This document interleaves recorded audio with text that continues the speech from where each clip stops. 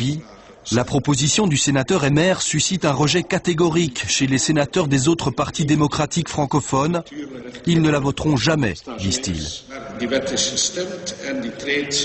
Les procédés techniques, technologiques m'effraient quand même largement. On met des puces aux animaux, on bague des oiseaux. Il nous propose quelque chose qui franchit la barrière du corps de quelqu'un et qui développe les petites technologies ou miniatures à l'intérieur de l'organisme de quelqu'un. Je pense que là, c'est trop. Bon, écoutez, c'est contraire à l'éthique. Et à l'éthique médicale pour commencer.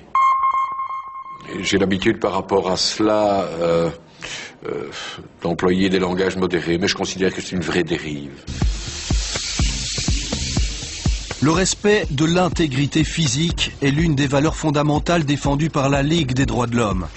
Elle s'inquiète du développement de ces technologies implantables et se demande où cela peut vraiment mener. On commence par certaines catégories de population, les délinquants sexuels qui seront dangereux, ceux qui sortent en boîte comme je vous l'indiquais en Espagne, les mères qui seraient inquiètes pour leurs enfants, qui partent au scout en disant vont peut-être se faire enlever ou autre. On est dans une dynamique où aujourd'hui on entrouvre des possibilités et on ne sait pas jusqu'où on pourra aller à un moment ou à un autre. Et qui a intérêt à entrouvrir ces possibilités ? D'abord, effectivement, il y a la facilité qui découle de ces moyens technologiques, mais une facilité qui peut être trompeuse parce qu'on ne se rend pas compte des dérives.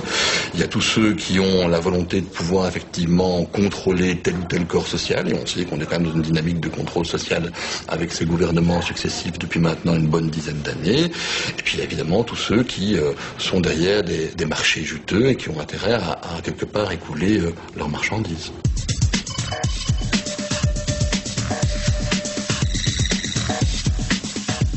Les créateurs de cette puce minuscule à implanter dans l'être humain ont ici pignon sur rue en Floride.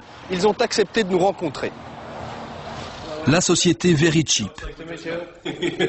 Dès l'entrée dans le bâtiment, notre attention est attirée par le logo de la compagnie, un cercle fendu d'une puce électronique qui ressemble à un œil braqué dans notre direction. Chez Verichip, les membres du personnel sont implantés, à commencer par le patron, Bill. Bill, vous avez une puce également. Oui, elle est juste ici à l'arrière de mon bras. Vous entendez ce bip? Un petit bip, et voici la fiche personnelle de Bill qui apparaît sur cet écran. Elle sort tout droit de la base de données médicales des êtres humains que gère cette société privée. Les employés Verichip ont également une puce RFID dans le bras. Enfin, à quelques exceptions près. Alison, vous avez une puce également dans votre corps? Non. Pourquoi pas? La plupart des gens ont une puce ici. Oh, c'est une démarche volontaire. Heureusement, je ne suis pas ce qu'on appelle un patient à haut risque et en plus je suis enceinte et le système n'est pas conseillé aux femmes enceintes. Verichip nous a accueillis dans cette petite salle de réunion, mais filmer un implant nous a été refusé, tout comme visiter les hôpitaux partenaires du programme Verimed. Pour seules images, cette poignée de puces désactivée et des réponses prudentes à nos questions, notamment sur le prix d'une petite puce telle que celle-là, on la sait peu onéreuse aux alentours d'1 euro, mais Verichip ne semble pas vraiment bon marché.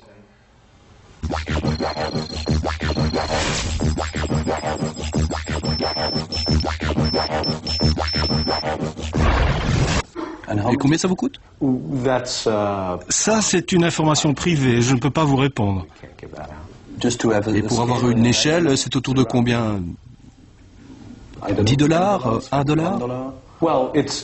Eh bien, c'est moins que 150 $, ce qui est le prix que nous facturons, et c'est plus que zéro, car comme vous voyez, la puce renferme des éléments manufacturés et technologiques.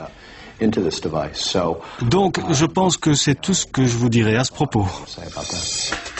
La société Verichip a multiplié par 60 son chiffre d'affaires depuis sa création il y a 5 ans. Le business de la puce implantée est florissant sans conteste et dire qu'il ne s'applique pour l'instant, officiellement en tout cas, qu'au domaine médical. D'ailleurs, Bill reste tout aussi évasif quand on lui demande quels autres secteurs pourraient être intéressés par l'implantation sous la peau d'un numéro d'identification unique pour chaque individu. La puce contient un numéro à 16 chiffres, c'est tout. Donc cela peut être utilisé pour d'autres applications dont l'accès nécessite un numéro à 16 chiffres. Par exemple?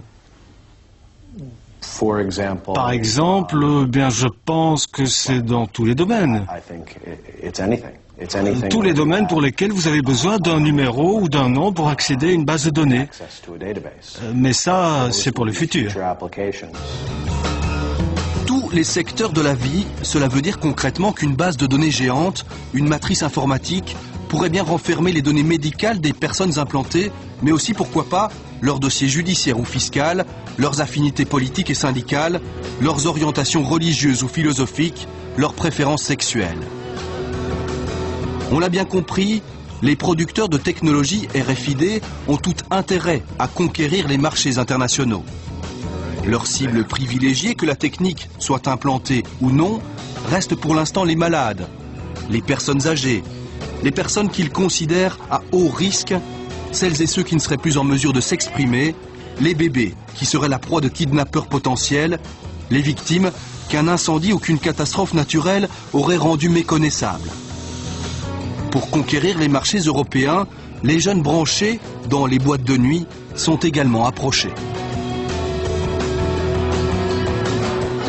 Dans 10 ans, quand un bébé viendra au monde, on lui implantera une puce et vous aurez toutes ces données sur la puce. Donc, si vous perdez votre bébé ou que quelqu'un le trouve, il va à l'hôpital, ils pourront scanner le bébé et obtenir tous les détails sur lui.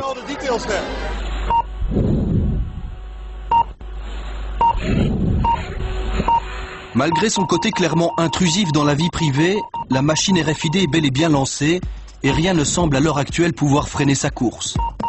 Seuls quelques collectifs citoyens se fédèrent, le monde des internautes se mobilise pour s'opposer à ce qu'ils considèrent comme une dérive dangereuse des sociétés modernes. Nous avons rencontré à Namur le collectif belge de résistance à la puce. Ses membres ne cachent pas leurs inquiétudes. Tout le monde est susceptible d'être contrôlé dans ses allées et venues en permanence. Ça, c'est quand même une société type Orwell, quoi, hein, que dénonçait Orwell il y a 50 ans. Big Brother.